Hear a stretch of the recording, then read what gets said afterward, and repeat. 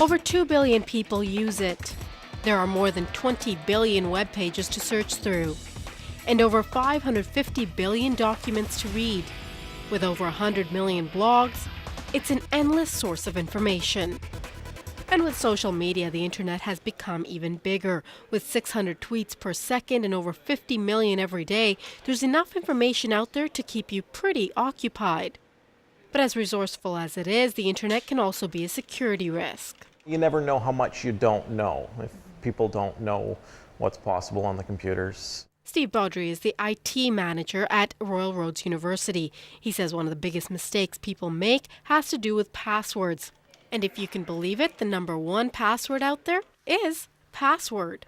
The best advice right now is don't use a single password, but use a short sentence and capitalize and punctuate that sentence appropriately. Baudry says don't keep the same password for all your accounts. That way, if one account is compromised, your other accounts will still be safe. Another mistake most people make, giving out too much information. Making sure that if you're putting information out, that you're comfortable with that information being in the hands of anybody. Anytime I'm asked for information, I'd question, is there really a need to give this to the person that's asking? I use the basic rule, is this something I'm asking for? If you're putting information out there, there is the risk of identity theft. That's why experts say be careful with what you put out. Make sure you're going to sites that you're comfortable with.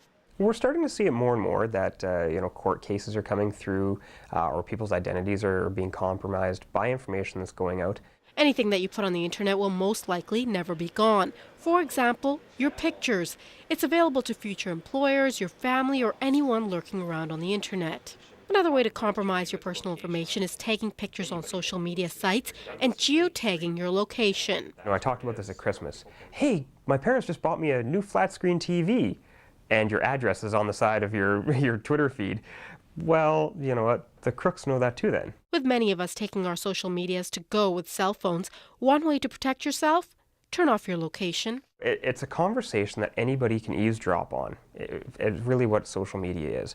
It's a great tool to build community, to meet a lot of new people, but you still have to make sure that you're keeping those privacy issues at the heart. In Victoria, I'm Shetta Singh for The Daily.